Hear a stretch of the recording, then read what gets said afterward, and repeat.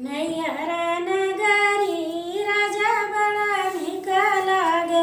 नैहर नगरी राजा बड़ा निक लागे। बागों में निक लगे, बगीचों में